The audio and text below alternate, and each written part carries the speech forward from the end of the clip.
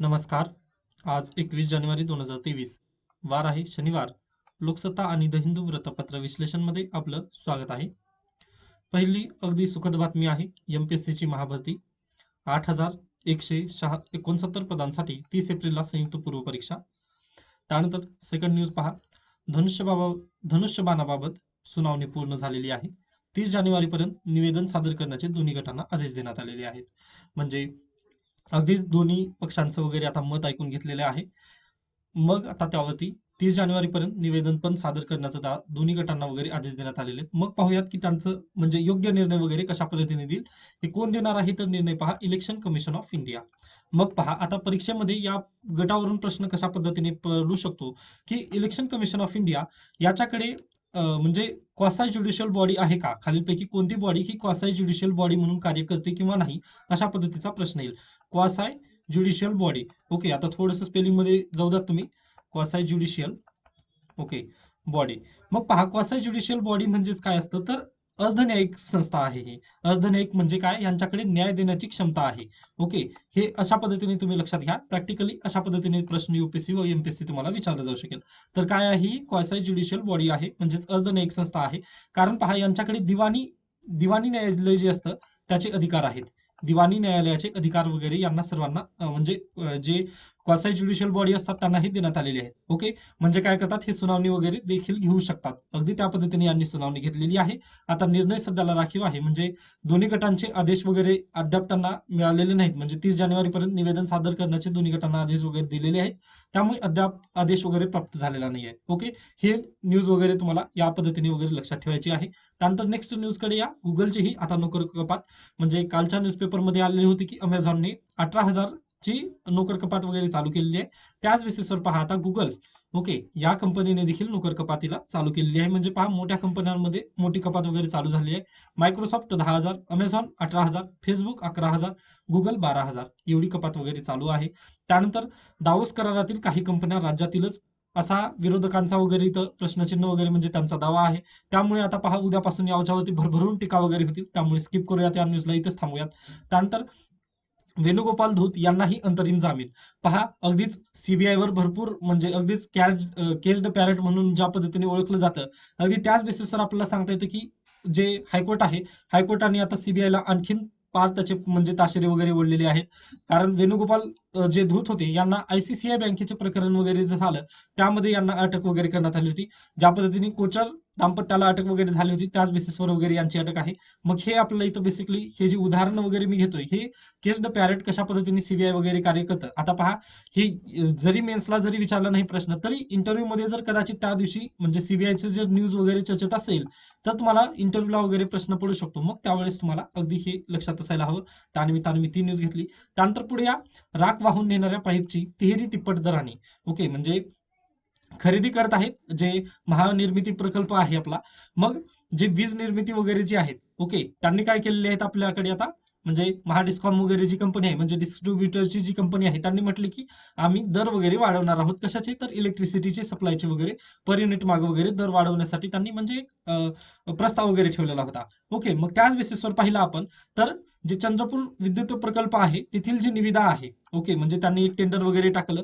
मग त्या टेंडरमध्ये आपल्याला असं दिसून आलेलं आहे की जी पाईप म्हणजे जे राख वगैरे पडते ती राख वाहून नेण्याचं जे पाईप वगैरे असतं तर त्यांनी ते तिप्पट 3 गुण्या किंमतीमध्ये वगैरे ते खरेदी करत आहेत. म्हणजे आता पहा, एवढं जर म्हणजे रक्कम म्हणजे काय इथं म्हणजे जे टेंडर वगैरे झालं फक्त त्यांनी एका कंपनीलाच भेटावं यासाठी त्यांनी विशिष्ट अट वगैरे तशामध्ये त्यामध्ये वगैरे टाकलेल्या होत्या. कारण भारतामध्ये तशा 3 कंपन्या वगैरे आहेत, तरी देखील त्यांनी फक्त एका विशिष्ट कंपनीला वगैरे दिलेली होती. आता हे आपला कशा पद्धतीने समजलं, म्हणजे हे प्रॉब्लेम वगैरे कुठं होतं तर जे फंड वगैरे आहे त्या फंडचा वगैरे योग्य योग्य प्रमाणात वापर वगैरे होणं न होणं वगैरे या संदर्भात ही न्यूज कामाची आहे.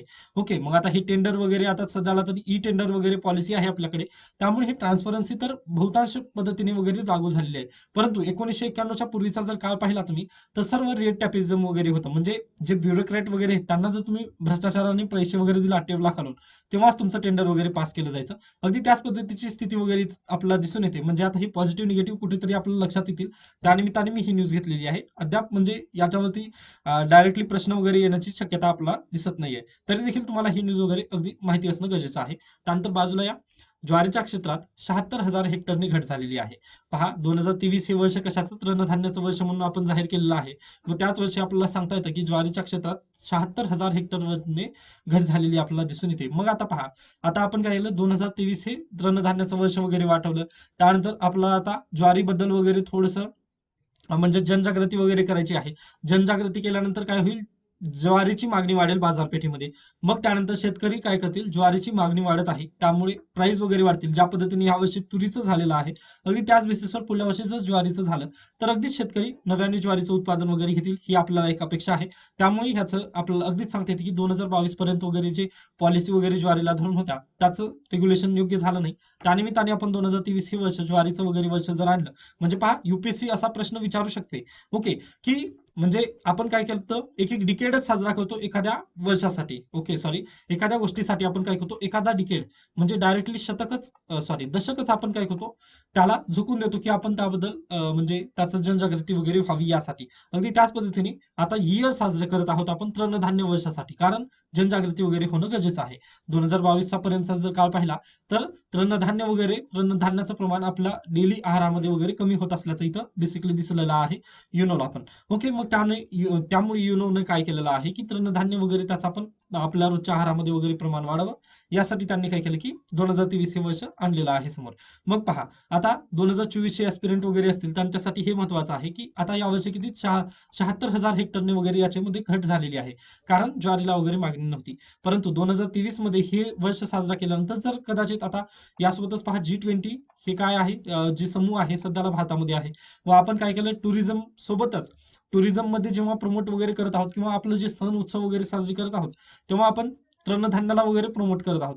या बेसिसवरून आपल्याला डायरेक्टली सांगता येईल की येणाऱ्या आगामी काळामध्ये वगैरे ज्वारीचं आपला उत्पादन वगैरे घेणार म्हणजे जास्त उत्पादन वगैरे निघेल. मग तेव्हा हा प्रश्न जर आला युपीएससीला की 2023 म्हणजे याचं काही इम्प्लिकेशन वगैरे पडले का, तर अगदीच सांगता येतील की 2022 मध्ये 76,000 हेक्टरने वगैरे घट झालेली होती, ती 2023-24 वगैरे आल्यानंतर थोडंसं वाढ वगैरे झाली. असं जर कदाचित झालं तर आपल्याला तसा प्रश्न येऊ शकतो. आता हे जर गोष्टी आहेत त्यामुळे याला पण तुम्ही स्किप करू शकता व पुढे चला. येथून अन्य न्यूज गरजेची नाही. पहा, त्यानंतर इथे आहे पहा, मॅक्सी लॅबला परवाना देण्यासाठी हालचाली वगैरे होत आहेत. म्हणजे ज्या पद्धतीने अगदीच रस्ते अपघात वगैरे होत आहेत त्यामुळे त्यामुळे ॲटो वगैरे जे आहेत, ओके, म्हणजे सिटीमध्ये असाल किंवा दोन शहरांना वगैरे जोडण्यासाठी काही प्रमाणात वगैरे ॲटोचा पण वापर वगैरे केला जातो.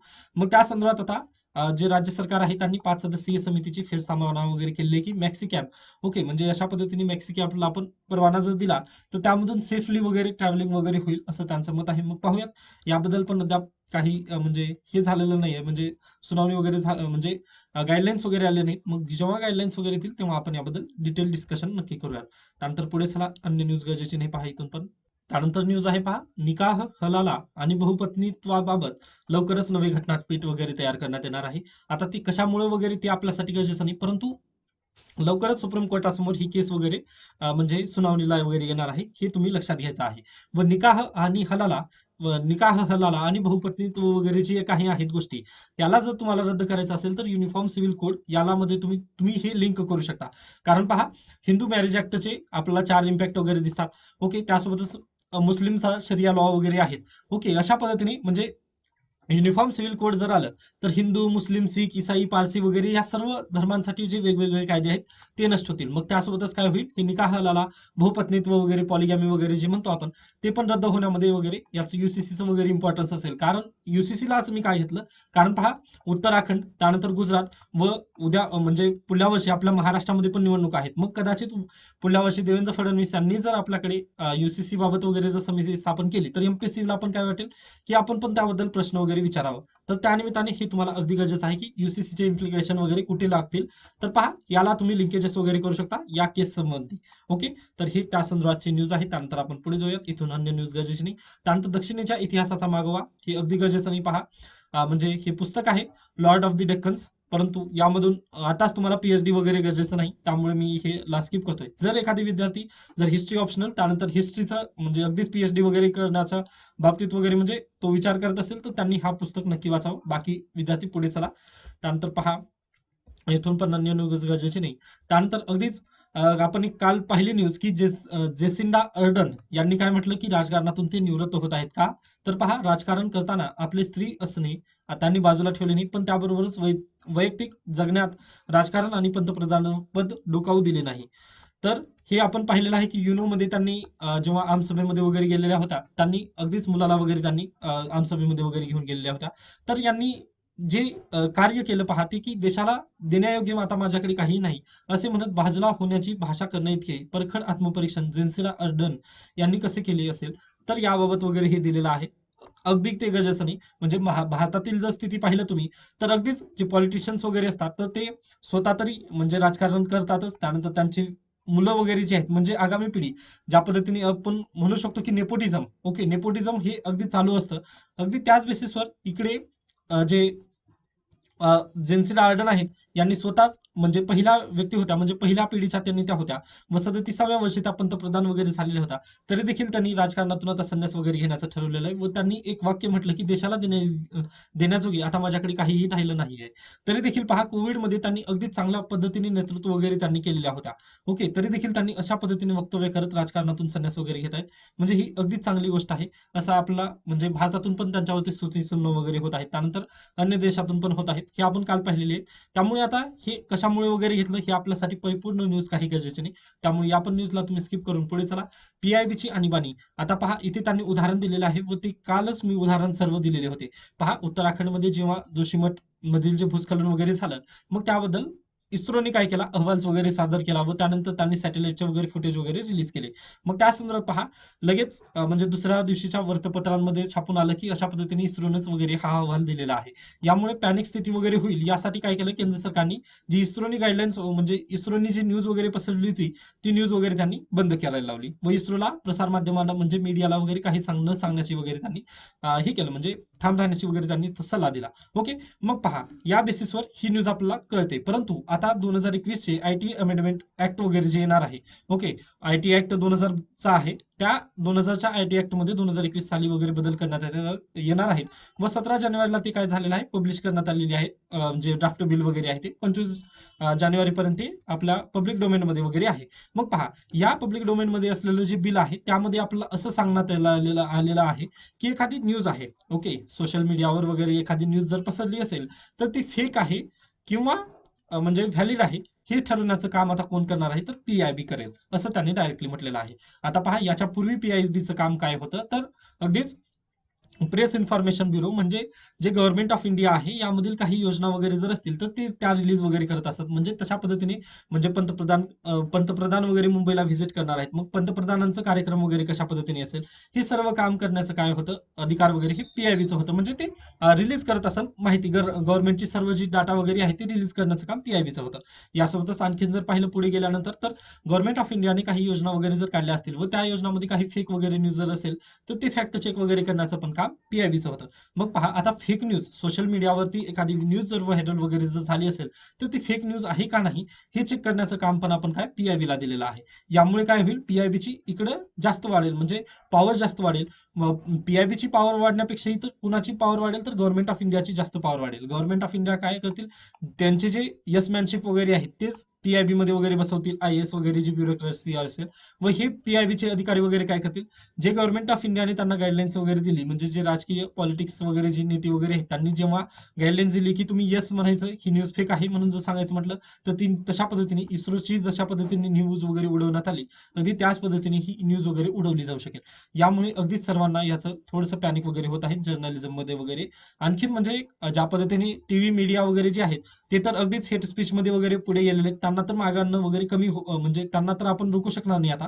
परंतु आता युट्यूब त्यानंतर फेसबुक वगैरे आहेत, यावरती सध्याला जे जर्नलिझम वगैरे चालू झालेलं आहे, म्हणजे ज्या पद्धतीने रवीश कुमार यांचं पेज वगैरे आपण म्हणू शकतो, अगदी त्याच बेसिसवर याला पण कंट्रोल करण्याचं वगैरे हे होत आहे, असं सर्व विरोधक वगैरे यांचं आरोप आता यावरती आहे. मग पाहूयात, आता 25 जानेवारीपर्यंत हे पब्लिक डोमेनमध्ये आहे. मग त्यानंतर 31 जानेवारीला आपल्याला सेशन वगैरे पार्लमेंटचं चालू होईल. मग त्यावेळेस जर ठेवले ते, तेव्हा पाहूयात की कशा पद्धतीने यावर चर्चा वगैरे होईल. म्हणजे आता पहा, काँग्रेस वगैरे जे विरोधी पक्ष आहेत ते कदाचित जर सभागृहाबाहेर वगैरे जर पडले नाहीत तर ते अगदी चांगल्या पद्धतीने चर्चा वगैरे होईल. परंतु काँग्रेसने वगैरे जर सभागृहाबाहेर वगैरे पडले तर आपल्याला सांगता येते की या प्रकरणावर चर्चा होणारच नाही व ते तशाच पद्धतीने पुढे पेंडिंग वगैरे बिल होईल, हे आपल्याला इथं बेसिकली सांगता येतं. त्यानंतर आपण पुढे जाऊयात. त्यानंतर पहा, यावर्षीची जी हवामान परिषद आहे म्हणजे COP27 गेल्या वर्षीची झाली, तर आता किती होईल COP28. तर ही कुठे भरणार आहे तर UAE मध्ये. ओके, मग आता ही UAE ची परिषद यावर्षीची वादात कशामुळे होणार आहे तर पहा, सुलतान अहमद अल जबीर यांच्याकडे ही जी COP28 परिषद बसणार आहे UAE मध्ये, तर या UAE परिषदमधील जे सर्व कार्यभार वगैरे आहे तर या व्यक्तीकडे वगैरे देण्यात आलेले आहे. कोण? सुलतान अहमद अल जबीर. ओके, यांच्या व्यक्तीकडे वगैरे हे कार्यभार वगैरे देण्यात आलेले आहेत.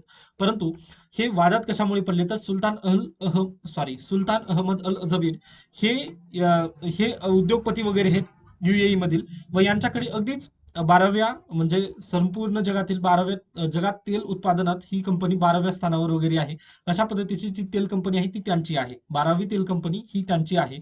मग त्यामुळे पहा, एकीकडे आपण क्लायमेट चेंज बाबत वगैरे चर्चा करत आहोत व दुसरीकडे अगदीच क्लायमेट चेंजवर इम्पॅक्ट कोण पाडतं तर ऑइल इंडस्ट्रीज वगैरे पाडतात. मग तशा पद्धतीने प्रदूषणाला वगैरे कारक ठरलेल्या इंडस्ट्रीज बद्दल वगैरे चर्चा करणं व तशा व्यक्तीकडे हे अध्यक्षपद वगैरे देणं म्हणजे हे अगदी चुकीचं वगैरे वाटत आहे. त्यामुळे हा वाद वगैरे उद्भवलेला आहे. परंतु तसं काही नाहीये पहा, तर यांनी पण क्लायमेट चेंजच्या परिषदांमध्ये भरभरून सहभाग वगैरे नोंदवलेला आहे व हे काळाची गरज आहे पहा. म्हणजे त्यांचं बिझनेस एकीकडे राहिला परंतु त्यांचं जे कार्य राहिलं ते एकीकडे वगैरे राहिलं असं आपण इथं कन्सिडर करू शकतो. पाहूयात आता UAE वगैरे त्याबद्दल काय कार्य वगैरे घेईल ते आताच गरजेचं नाही. फक्त हे एक न्यूज लक्षात घ्या की COP28 या परिषदेचं यजमानपद कोणाकडे असणार आहे तर ते आता यंदा UAE कडे असणार आहे. हे तुम्हाला बेसिकली लक्षात असायला हवं, कारण MPSC आणि UPSC असा प्रश्न विचारला जाऊ शकेल. ओके, त्यानंतर आपण पुढे जाऊयात. औरंगाबादकरांना उद्या पहाटे हिरवा धूमकेतू दिसणार आहे. जर औरंगाबादकर असतील इथे तर त्यांनी नक्कीच त्याचा लाभ वगैरे घेऊ शकता. त्यानंतर पुढे या, इथून अन्य न्यूज गजेशनी तरी देखील इथे आहे पहा, शिक्षकांच्या त्रासाला कंटाळून विद्यार्थिनीची आत्महत्या. म्हणजे अगदीच आपण काल पाहिलेलं आहे की असाचा अहवाल काल अगदीच डिटेलरित्या आपण अभ्यासलेला आहे व त्यामध्ये आपल्याला देण्यात आले होते की शहरामधील जे शिक्षण वगैरे आहे ते अगदीच खर्चिक वगैरे होत आहे. मग पहा, शहरातील शिक्षण खर्चिक होण्यामागचं कारण काय आहे? जे स्कूल्स असतात त्या स्कूल्समध्ये अगदीच जे टीचिंग वगैरे योग्य पद्धतीने होत नाही व जरी झाली तरी आपल्याला क्लासेस हे बाहेरचे म्हणजे प्रायव्हेट कोचिंग वगैरे लावावीच लागते. अगदी त्याचंच उदाहरण उत्तम म्हणजे इथं दिलेलं आहे पहा, की लातूरमधील ही घटना आहे. ज्या पद्धतीने आपण लातूर पॅटर्न म्हणतो अगदी तिथलीच ही घटना आहे की एक प्रायव्हेट म्हणजे एक शाळेतील शिक्षक आहेत त्यांनी प्रायव्हेट कोचिंग पण घेतात व जेव्हा त्या विद्यार्थिनीने अगदीच प्रायव्हेट कोचिंग वगैरे सोडून दिली त्यावेळेस तिला वर्गा म्हणजे क्लास वगैरे चालू असताना टोमणे वगैरे ते मारत होते. मग या बेसिसवर आपल्याला सांगता येते की जे टीचर्स वगैरे आहेत त्यांची पण जबाबदारी असतेच. ओके, परंतु त्यांनी काय केलं, स्कूलमध्ये जास्त पद्धतीने योग्य पद्धतीने न शिकवता त्यांनी प्रायव्हेट कोचिंगला वगैरे प्राधान्य दिलं इथं.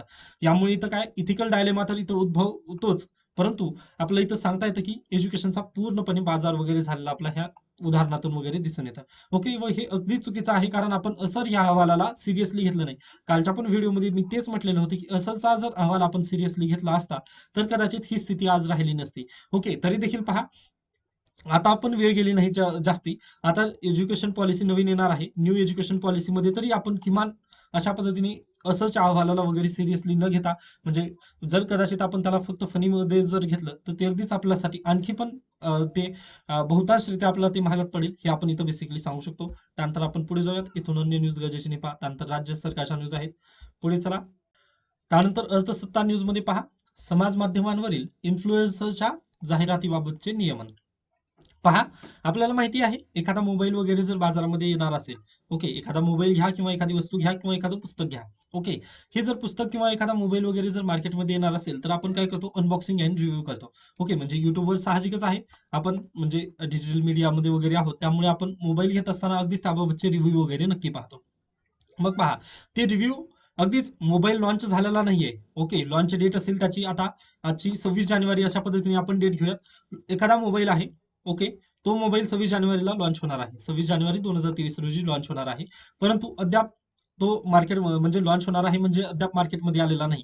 तरी देखील आपल्याला तो मोबाईल आवडलेला आहे व तो मोबाईल आपल्याला खरेदी करायचा आहे. या निमित्ताने तुम्ही युट्यूबवर जाऊन सर्च कराल त्या मोबाईलचं नाव व तुम्हाला त्या अनबॉक्सिंग अँड रिव्ह्यूचं अगदीच तुम्हाला ऑलरेडी ते व्हिडिओ वगैरे तशा पद्धतीने दिसतं.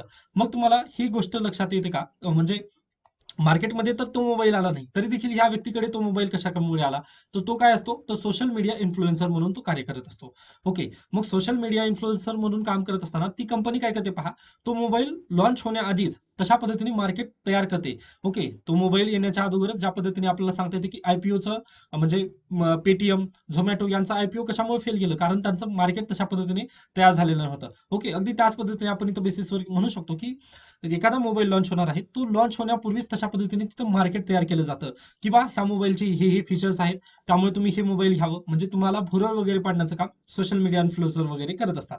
मग या बेसिसवर पहा, यामुळे अगदीच ग्राहक वगैरे आहेत ते तर भुरळ पडतच होते. यामुळे अद्याप त्याबद्दल नियमन वगैरे भारत सरकारमध्ये नव्हते. यासोबतच पहा, सोशल मीडिया इन्फ्लुएन्सरला किती उत्पन्न वगैरे त्यांचं आहे, हे भारत सरकारला इन्कम टॅक्समध्ये वगैरे समजत नव्हतं.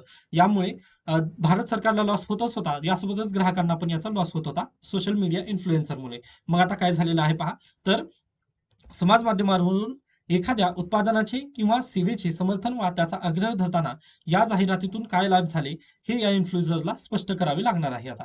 म्हणजे काय, किती उत्पन्न वगैरे मिळालेले आहे हे सर्व त्यांना उघडकीस आणावंच लागणार आहे. हे कंपल्सरी करण्यात आलेलं आहे. व तसे न केल्यास त्यांच्यावर ग्राहक संरक्षण कायदा 2019 पहा, अमेंडमेंट झालेली आहे ग्राहक संरक्षण कायदा 2019. हे पण म्हणजे थोडंसं आता प्रिव्हियस गेलेलं आहे डिसिजन, सॉरी, म्हणजे हा टॉपिक जो आहे तो फेडित जरी झालेला असला तरी आता याचं नियमन काय आलेलं आहे, 2023 मध्ये याचं नियमन आलेलं आहे. त्यामुळे ही न्यूज पण आपल्यासाठी गरजेची ठरू शकते.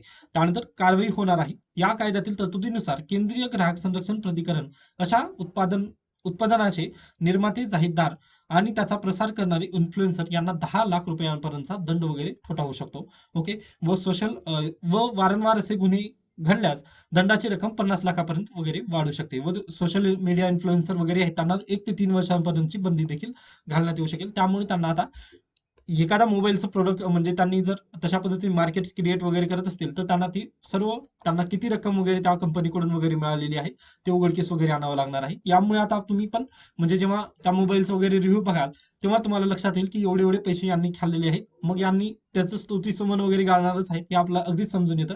त्यामुळे तुम्ही पण तो प्रोडक्ट वगैरे घेण्याची चूक वगैरे करणार नाही. तशा पद्धतीने ग्राहक संरक्षण वगैरे होईल असं केंद्र सरकारचं वगैरे म्हणणं आहे व ही अगदीच चांगली गोष्ट वगैरे आपल्या इथं समजून येते. ओके. तर हे अशा पद्धतीने आजचं लोकसत्ता वृत्तपत्र इथे संपतं. त्यानंतर आपण सुरुवात करूयात आजचं द हिंदू. पहा, पहिली न्यूज आहे, we did not we did what was right to help Sri Lanka, Jaishankar. पहा, एस जयशंकर जे आपले मंत्री आहेत ते अगदीच श्रीलंकेच्या भेटीवर वगैरे आहेत. मग त्यांनी म्हटलेलं आहे की आम्ही कुणाची वेट वगैरे करणार नाही, तर अगदीच श्रीलंकेसाठी आम्ही जे काही करण्याचा वगैरे प्रयत्न होईल ते अगदी सर्वतोपरी वगैरे करण्याचा प्रयत्न करत आहोत असं त्यांचं वक्तव्य आहे. कारण पहा, मग आता यावरती अगदीच एडिटोरियल वगैरे येणाऱ्या काळामध्ये वगैरे येतील. परंतु इथे त्यांनी एक वाक्य बोलून गेलंय की this is a this assertion of our policy of neighbourhood first. Okay, neighbourhood first ही पॉलिसी आहे भारताची व त्याबद्दलच आम्ही ही तुम्हाला मदत वगैरे करणार आहोत असं त्यांचं वक्तव्य आहे.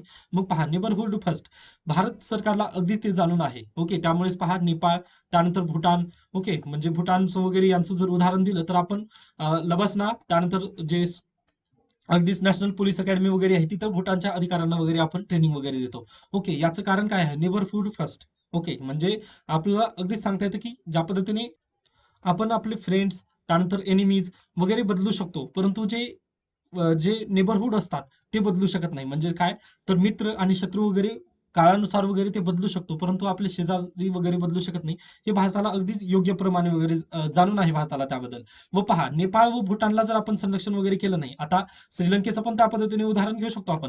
श्रीलंका पण याच्यापूर्वी पहा कुठे गेलेली होती, तर चायनाकडे, त्यांच्याकडे म्हणजे चायनाकडून फार त्यांनी लोन वगैरे घेतलं होतं, त्यामुळेच ते डेपमध्ये वगैरे फसलेले आहेत आता सध्याला. ओके. मग अगदी त्याच पद्धतीने नेपाळ, त्यानंतर भूटान वगैरे यांच्याकडे जर चायना वगैरे जर जास्त लक्ष दिले तर काय होतं, प्रॉब्लेम कुणाला होणार आहे, ते भारताला वगैरे होणार आहे.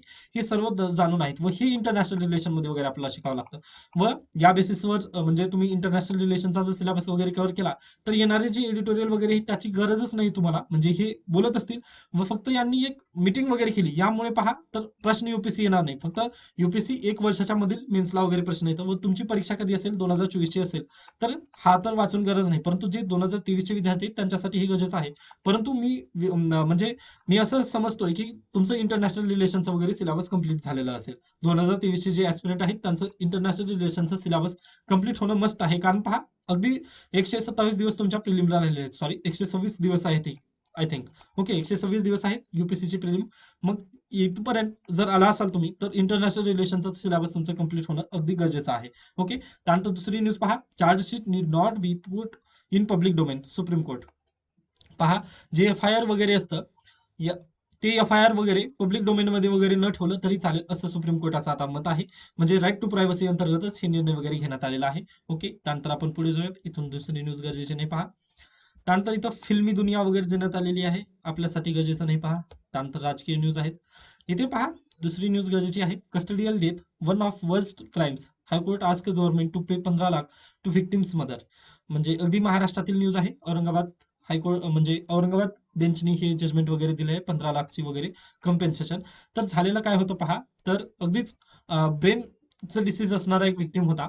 त्याला अगदीच पोलिसांनी वगैरे अटक केली व त्याला मारहाण वगैरे झाली व तो जागीच तिथेच ठार झालेला होता. मग त्यानंतर त्याच्या विरोधाची याचिका वगैरे अगदीच हायकोर्टामध्ये वगैरे गेल्यानंतर हायकोर्टाने त्यांना 15 लाख वगैरे रक्कम देण्याचा आता वर्ग केलेला आहे. मग पहा, हे काय झालेली आहे, कस्टोडियल डेथ आहे. मग हायकोर्टाने जजमेंटमध्ये म्हटलेलं पहा, हे गरजेचं आहे. जजमेंट आपल्याला वाचायचे असतात. ओके, त्यासाठीच म्हणतो की सुप्रीम कोर्टाचं जजमेंट वगैरे आल्यानंतर आपल्याला ते गरजेचं असतं. तर अगदीच हायकोर्टाने जजमेंट देताना म्हटलेलं आहे की the state is the protector of the life of its citizens and its employee undertakes on to tortures acts under the guise of power, then it has to compensate such a citizen, the court said. Okay, म्हणजे अगदीच state काय काम करावं लागतं, तर state हे protector म्हणून कार्य करायचं असतं, नक्की डिक्टेक्टर. ओके, म्हणजे पहा, प्रोटेक्टर कशा अर्थाने, तर फंडामेंटल राईट्स वगैरे जे आहेत, आता इथे पण दिलेलं आहे, there was a violation of the fundamental rights of the deceased as there was no reason for interpretation and hence no reason to mete out atrocity on the victim, the bench observed. Okay, म्हणजे पहा, आपल्या भारतीय संविधानात सगळ्यात जास्त महत्वाचे काय आहेत, तर फंडामेंटल राईट्स आहेत. ओके, मग फंडामेंटल राईट्सच इथं व्हायोलेशन आहे, आर्टिकल 21. ओके, मग त्याचंच व्हायोलेशन जर असेल तर अन्य बाबी इथं बघण्याची गरजच नाही. व पहा, व आपल्याला सांगता येतं की संविधानानुसार स्टेटला प्रोटेक्टर म्हणून केलेला आहे, न की डिक्टेक्टर. ओके, मग असं असताना देखील स्टेटने ह्याची फंडामेंटल राईट्स वगैरे व्हायोलेट वगैरे होऊ दिलं, त्यामुळे 15 लाख वगैरे तुम्ही व्हिक्टिमला द्या, असं त्यांनी डायरेक्टली जाहीर केलेलं आहे. व हे जे इंटरप्रिटेशन वगैरे आहे, हे तुम्ही अगदीच लक्षात ठेवा. म्हणजे तुम्हाला पण पॉलिटीमध्ये तर तुम्ही हे गोष्टी शिकणारच आहात, तरी देखील तुम्हाला हे लक्षात असावं अशी माझी इच्छा आहे. त्यानंतर पुढे या इकडे, rhinos seen in reserve forest cleared of encroachers says Himanta Biswa. म्हणजे अगदीच हिमाचल प्रदेशमधील तुम्हाला पण नॅशनल पार्क वगैरे सर्व पाठ करायचे आहेत. त्यानंतर जे रायनोज वगैरे आहेत तेथील अगदीच ते कोणत्या IUCNच्या यादीमध्ये वगैरे येतात, हे तुम्हाला लक्षात ठेवायचं आहे. हे सर्व जे येतात ते एंडेंजर्ड मध्ये वगैरे येतात, तर प्लीज याला तुम्ही लक्षात ठेवू शकता. त्यानंतर पुढे या, अन्य न्यूज इथून गरजेची नाही. त्यानंतर पहा, Supreme Court tells Andhra Pradesh High Court to hear plea on ban on public Rallis.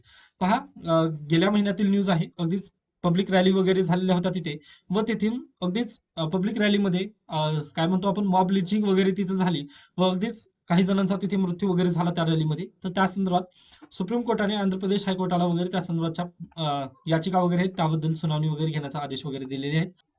त्यानंतर पहा, आजचं एडिटोरियल पेज, ही न्यूज अगदी गरजेची आहे. There is a hardly any autonomy at the panchayat level. Okay, ही न्यूज पहा. आता याचं थोडंसं संदर्भ आपण जाणून घेऊयात. तर याच्यापूर्वी आपण कोऑपरेटिव्ह फेडरलिझम हा शब्द तर सर्वांनी ऐकून आलेला आहे. Okay, cooperative federalism. मग पहा, कोऑपरेटिव्ह फेडरलिझम मध्ये आपण चर्चा केलेली होती, तर सेंट्रल गव्हर्नमेंट आणि स्टेट गव्हर्नमेंट. ओके, सेंट्रल आणि स्टेट गव्हर्नमेंट. मग पहा, सेंट्रल गव्हर्नमेंट काय करतं, तर स्टेट गव्हर्नमेंटला ऑटोनॉमी वगैरे देत नाही. तर अशा संदर्भात आपण कोऑपरेटिव्ह फेडरलिझमला आजपर्यंत तिथल्याच बाउंड्रीमध्ये वगैरे फिरलेलो आहोत. ओके, मग आता ही थोडीशी बाउंड्री वाढवायची आहे. मग आता हे कोऑपरेटिव्ह फेडरलिझम आपल्याला स्टेट आणि जे पंचायत लेवल म्हणजे लोकल गव्हर्नमेंट इकडे पाहायचं आहे. ओके, लोकल गव्हर्नमेंट या बेसिसवर आपल्याला कोऑपरेटिव्ह फेडरलिझमचं थोडंसं व्हास्ट म्हणजे काय म्हणू शकतो, त्याची बाउंड्री थोडीशी वाढवायची आहे. पहा, सेंट्रल गव्हर्नमेंट काय करतं, तर सेंट्रल गव्हर्नमेंट टॅक्स वगैरे अगदीच जीएसटी वगैरे त्यांचे कलेक्शन वगैरे करतं व जीएसटीचं कलेक्शन केल्यानंतर स्टेट गव्हर्नमेंटला वगैरे काय करतं, तर त्या टॅक्स वगैरे त्यासोबत जीएसटी सोबतच पहा इन्कम टॅक्स पण सेंट्रल गव्हर्नमेंटच घेत असतं. ओके, मग त्या टॅक्सचं पहा अगदीच फायनान्स कमिशन ज्या पद्धतीने रिकमेंडेशन वगैरे देईल, आता यावेळेस किती 41% जी रिकमेंडेशन वगैरे आहे, एवढी रक्कम काय करेल पहा, स्टेट गव्हर्नमेंटला वगैरे ती वर्ग करेल फायनान्स. ओके, मग याच बेसिसवर पहा, राज्यामध्ये पण तसंच आहे. मग सेंट्रल गव्हर्नमेंटचं जेव्हा फायनान्स वगैरे येईल, ते काय करतं स्टेट गव्हर्नमेंट अगदीच जे पंचायत म्हणजे पंचायतचे जे हे आहेत आपल्याकडे कलम वगैरे आहेत त्यानुसार आपल्याकडे अगदीच फायनान्शियल कमिशन आहे. कशासाठी? तर राज्य सरकारसाठी. मग ते राज्य सरकार काय करेल पहा, फायनान्स कमिशनचे जे रिकमेंडेशन वगैरे आहेत त्या बेसिसवर ते काय करतील, लोकल गव्हर्नमेंट जे असतील त्यांना पैसे वगैरे वर्ग करतील. म्हणजे पहा कशा पद्धतीने फंड वगैरे खालीपर्यंत येत आहे हे तुम्हाला समजून आले असेल. व हे आहे cooperative federalism in financial state. Okay, किंवा इकॉनॉमिक्सच्या क्रायटेरियामध्ये ही कोऑपरेटिव्ह फेडरलिझम तुम्हाला लक्षात आलेलं असेल. ओके, मग हे थोडंसं या लेक्चरचं बॅकग्राऊंड आहे. आय होप तुम्हाला हे समजलेलं असेल. मग पहा आता एक घटना घडली, अगदी दुर्दैव घटना आहे ही. तर आता पहा ती घटना काय होती मग, तर तेलंगणा मधील भूपपल्ली जिल्ह्यातील बलिनेली तिरुपती हे जे व्यक्ती आहेत ते उपसरपंच होते. ओके, ते उपसरपंच असताना त्यांनी अगदीच गावचा विकास वगैरे करण्यासाठी त्यांनी काय केलं, म्हणजे अगदीच फंड वगैरे काढला. ओके, व स्वतःच्या फंड मधून वगैरे म्हणजे डेप्ट वगैरे घेऊन त्यांनी गावचा वगैरे विकास केला. परंतु त्यांना ते पुन्हा राज्य सरकार वगैरे, आपण आताच पाहिलं की राज्य सरकार काय करतं, तर राज्य वित्त आयोग आहे त्या माध्यमातून वगैरे ते फंड ग्रामपंचायतीला वगैरे देत असतं. पण ते फंडच त्यांना मिळालं नाही. त्यामुळे त्यांना काय करावं लागलं, आत्महत्या करायची वेळ त्यांच्यावर आली. ओके, ही केस आपला अगदी कामाची आहे, त्यामुळे लक्षात घ्या. व पहा यावर्षी अगदीच जे 1993ला 24 एप्रिल 1993 पासून आपल्याकडे पंचायती राज इन्स्टिट्यूशन वगैरे फॉर्म झालेले आहेत. मग पहा या बेसिसवर युपीएससी प्रश्न नक्की विचारू शकेल, कारण 30 वर्ष या घटनेला सध्याला होत आहेत. व 30 वर्ष असताना अशा पद्धतीची न्यूज होणे म्हणजे हे अतिशय दुर्दैव आपल्या म्हणजे आपल्याकडे घटना आहे ही आपल्या इथं बेसिकली सांगता येतं. त्यानंतर पहा आता तुम्हाला बॅकग्राऊंड समजलेलं आहे. मग त्यानंतर आपण आता द इश्यू ऑफ फंडिंग हा अभ्यास करूयात. ओके, पहा gram panchayat remain physically dependent on grants from the state and the center for everyday activities. Broadly, panchayat have the three main sources of the fund. Their own sources, त्यानंतर grants in the from center and the state government and discretionary scheme based fund. Okay, आता पहा जे ग्रामपंचायत वगैरे आहेत आपल्याकडे ते basically तीन टाईपच्या फंड वगैरे त्यांना मिळू शकतं. म्हणजे तीन टाईपच्या फंडवर वगैरे डिपेंडंट असतात. ओके, एक स्वतः ते टॅक्स वगैरे वसूल करू शकतात. ओके, व त्यापासून स्वतःच्या गावचा वगैरे ते विकास करू शकतात. त्यानंतर सेकंड आहे म्हणजे स्टेट आणि सेंट्रल गव्हर्नमेंट मधून जे ग्रँट वगैरे मिळतात त्यावर ते डिपेंड असतात. व थर्ड आहे एखादी योजना वगैरे जर आली, ओके, म्हणजे जिल्हा परिषद मार्फत वगैरे एखादी जर योजना वगैरे आली तर ती राबवल्यावर त्यांना फंड येतो. मग ह्या तीन बेसिस वरून त्यांना काय येतं, फंड वगैरे त्यांना प्राप्त होतो. परंतु पहा या फंड मध्ये प्रॉब्लेम काय आहे, तर ग्रँट मधून जो फंड वगैरे येणार आहे तो टॅक्स, सॉरी, पहिलं जे हे आहे म्हणजे पहिलं फंड वगैरे जो रेज करण्याचं हे आहे, म्हणजे साधन आहे त्यांच्याकडे, तर टॅक्स आहे. परंतु टॅक्समध्ये काय प्रॉब्लेम होते, तर अगदीच त्यांच्या सोबतचे वगैरे ओळखीचे वगैरे ते नातेवाईक वगैरेच असतात गावातील, म्हणजे त्यामुळे ते काय टॅक्स वगैरे त्या गावामध्ये वगैरे लागू शकत नाहीत. ओके, जरी लादले तरी तिथे वादवाद वगैरे होतं. म्हणजे एखादं व्यक्ती काय करतो, टॅक्स देतं तर दुसरं टॅक्स देत नाही. मग यामुळे काय करतात ते टॅक्स वगैरे तिथे लावू देऊ शकत नाहीत. यासोबतच पहा स्टेट गव्हर्नमेंट पण तशा पद्धतीने टॅक्स वगैरे लावू नका अशा पद्धतीनेच, म्हणजे तिथला थोडासा वय असलेला आपल्याला इथं पाहायला मिळतं, त्यामुळे तिथं टॅक्स वगैरे लागत नाही. ओके, पहिला प्रॉब्लेम झाला तो म्हणजे टॅक्स वगैरे लावू शकत नाही, हा प्रॉब्लेम आपल्या इथं बेसिकली समजून आला. त्यानंतर सेंटर आणि स्टेट गव्हर्नमेंट कडून येणारे ग्रँट. पहा आता सेंट्रल आणि स्टेट गव्हर्नमेंट कडून जे येणारे ग्रँट वगैरे आहेत ते काय करतात, ते भेटतच नाहीत. कारण पहा आता अगदीच महाराष्ट्रामध्ये जेव्हा अदर बीजेपी गव्हर्नमेंट वगैरे होतं तेव्हा अगदीच ते पण काय म्हणायचे, सेंट्रल गव्हर्नमेंटवरती अगदीच ताशेरी वगैरे त्यांचे पण ओढायचे. अगदी जर बेस्ट उदाहरण जर म्हटलं तर ममता बॅनर्जी यांचं. ओके, ममता बॅनर्जी अगदीच सदैवच त्यांना म्हणत असतात की आम्हाला फंड वगैरे मिळालेलंच नाही. कुणाकडून, तर सेंट्रल गव्हर्नमेंटकडून. मग पहा सेंट्रल गव्हर्नमेंट काय करायला पाहिजे, स्टेट गव्हर्नमेंटला फंड देतं. मग स्टेट गव्हर्नमेंट कोणाला देतं, लोकल बॉडीजला वगैरे फंड देतं. मग पहा इथे काय होतं, सेंट्रल गव्हर्नमेंटकडून स्टेटलाच फंड वगैरे जर मिळालं नाही तर हे लोकल गव्हर्नमेंटला वगैरे देणारच नाही. त्यामुळे हे पण फंड वगैरे रेज करायचा इश्यू इथं पण तेच आहे, इथून पण त्यांना फंड प्राप्त होत नाही. त्यानंतर योजना पहा आता जिल्हा परिषद मार्फत वगैरे एखादी योजना वगैरे तयार होते, ज्या पद्धतीने आपण कालच पाहिलेली होती जल जीवन मिशन योजना. ओके, जे पुण्यामधील वगैरे त्यांनी लाखाचं वगैरे ऑडिट केलेलं होतं, तर त्या संदर्भात. तर पहा जल जीवन जी मिशन वगैरे योजना आहे, जल जीवन मिशन. ओके, मग पहा ही जी जल जीवन मिशन योजना आहे ही योजनेचं काम काय होतं, तर 2024 पर्यंत सर्वांच्या घरापर्यंत वगैरे नळाद्वारे वगैरे पाणी देणं हा योजनेचा वगैरे प्रमुख उद्देश होता.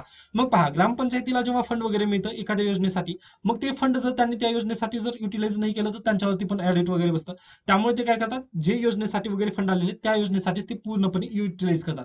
यामुळे काय होतं पहा, गावच्या विकासासाठी यांच्याजवळ फंडच उरत नाही. ओके, म्हणजे पहा फंडचं तर म्हणजे फंडचे जे दोन स्रोत होते, मेनली जे दोन स्रोत होते तिथून फंड आलाच नाही, व तिसरा स्रोत आलेला परंतु ते पर्टिक्युलर योजने संदर्भात आला, त्यामुळे ते सर्व फंड वगैरे तिथंच समाप्त झाला. ही अशा पद्धतीने बेसिकली आपला फंड इश्यूचा जो फंडिंगचा जो इश्यू आहे ते आपल्या इथं बेसिकली ग्रामसभेसमोर वगैरे आहे, हे आपल्या इथं सांगता येतं. मग त्यानंतर delay in the distribution of the funds by local bureaucracy have led to pressure on the sarpanch leading some to end their life. Okay, पहा यासोबतच हे जे उदाहरण आपण दिलं की तेलंगणामधील बेलिनेली तिरुपती हे जे व्यक्ती होते, उपसरपंच होते, यांनी कशामुळे लाईफ वगैरे संपवली. तर प्रॉब्लेम काय झाला पहा, जरी स्टेट गव्हर्नमेंट कडून वगैरे जरी फंड आला, ओके, स्टेट गव्हर्नमेंट कडून जरी फंड आलं तर ते कुठे येतं पहा, प्रामुख्याने पहिल्यांदा डायरेक्टली सरपंचाच्या खात्यात वगैरे तर येत नाही. मग ते काय होतं, स्टेट गव्हर्नमेंटचा फंड आहे ते अगदीच जातं डीएम कडे, म्हणजेच डिस्ट्रिक्ट मॅजिस्ट्रेट. मग तिथून जे ग्रामसेवक वगैरे असतात त्यांच्याकडे जातं हे. ओके, म्हणजे गट विकास अधिकारी वगैरे इथं असतील ते आता आपल्याला त्या तिथे अभ्यास करायचा नाही आहे. ओके, फक्त हे ग्रामपंचायतीच्या खात्यामध्ये वगैरे येतील. मग इथून इथपर्यंत जरी फंड येत असतील तर मधले जे अधिकारी वगैरे असतील, ब्लॉक डेव्हलपमेंट ऑफिसर वगैरे असतील, मग यांच्याकडे फंड वगैरे येत असताना याचा पण निचरा वगैरे होतो, हे आपल्या इथं बेसिकली सांगता येतं. म्हणजेच काही इथं भ्रष्टाचार जास्त होतो. ओके, मग यामुळे फंडचं योग्य युटिलाइज वगैरे होत नाही. हेच आपल्या इथं बेसिकली चॅलेंजेस वगैरे आहेत लोकल गव्हर्नमेंट मधील सध्याला. म्हणजे 30 वर्षाची आपण अॅनिव्हर्सरी जरी साजरी केली तरी आपल्याकडे प्रॉब्लेम आहेत, हे आपण तिथं परीक्षेमध्ये वगैरे लिहिता यावेत आपल्याला. त्यानंतर पुढे या, the taxing process of seeking approvals. Okay, मग पहा आता एखादी पहा ग्रामपंचायत आहे व त्या ग्रामपंचायतीला काय करायचं आहे, टॅक्स प्रोसेस वगैरे करायचा आहे किंवा टॅक्स वगैरे लादायचा आहे. मग पहा टॅक्स वगैरे लादण्यासाठी पण त्यांना परमिशन घ्यावी लागते, तर ती कोणाची, ब्युरोक्रेसीची वगैरे घ्यावी लागते. म्हणजे पहा एकतर ग्रामसेवक म्हणजे ग्रामसेवक, त्यानंतर ब्लॉक डेव्हलपमेंट ऑफिसर, त्यानंतर डीएम वगैरे यांची त्यांना परमिशन वगैरे लागते. मग पहा जेव्हा सरपंच वगैरे टॅक्सिंगसाठी परमिशन घ्यायचं असेल किंवा अन्य फंडसाठी वगैरे इश्यू जर जेव्हा त्यांच्या समोर उत्पन्न वगैरे झाला, तेव्हा ते काय करतात, तर अगदीच आपल्याला ब्युरोक्रेसीचा सामना करावा लागतो. म्हणजे ग्रामसेवकापासून ते डीएम कडे सर्व कोण आहे, तिथं ब्युरोक्रेसी बसलेली आहे.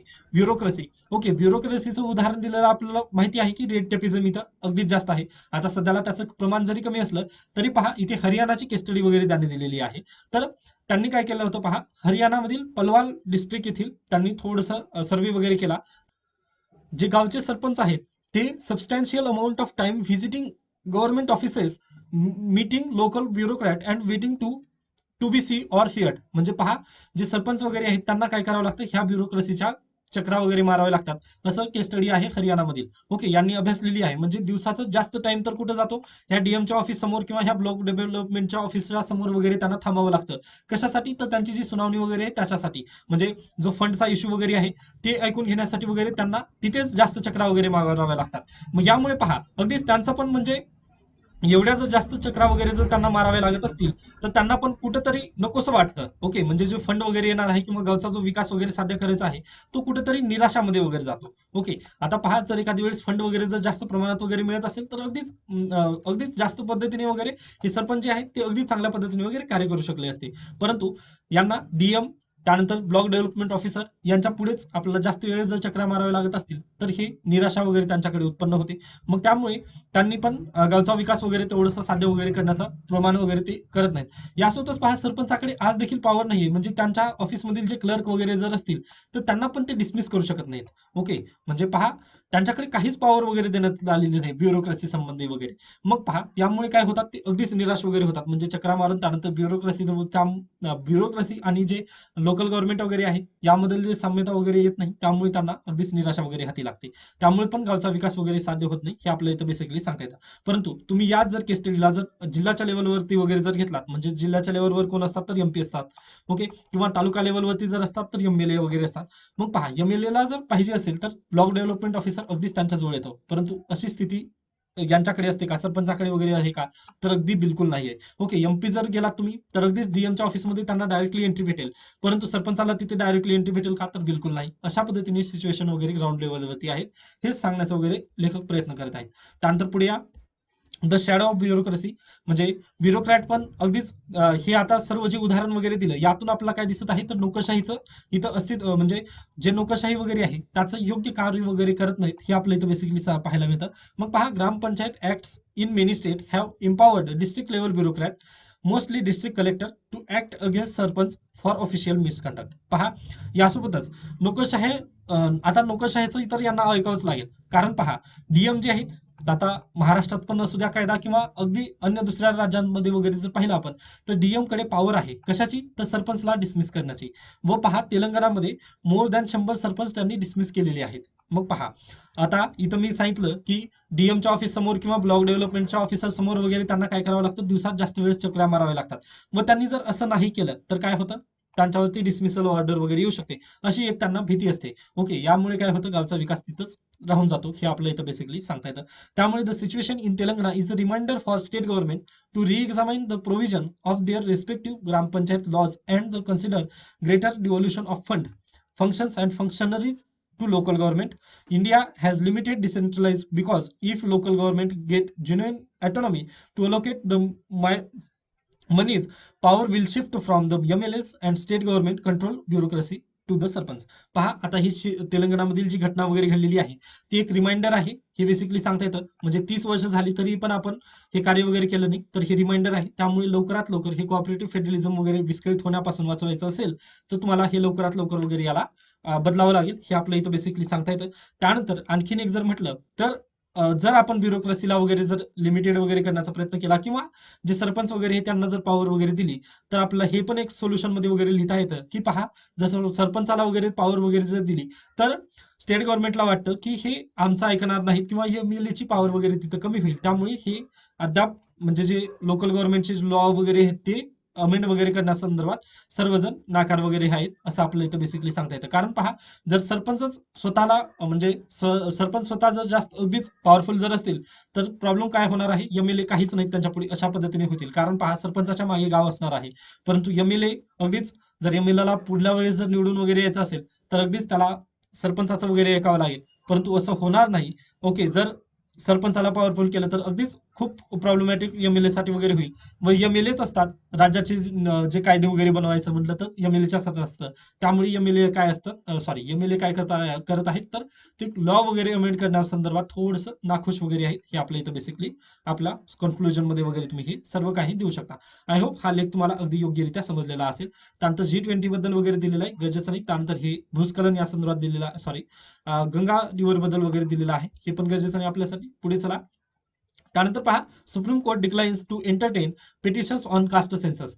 पहा, जातीय जनगणना या संदर्भातचे जे पिटिशन वगैरे टाकण्यात आलेले होते 7 जानेवारी पासून बिहारमध्ये काय झालेले जातगणना वगैरे चालू झालेली आहे.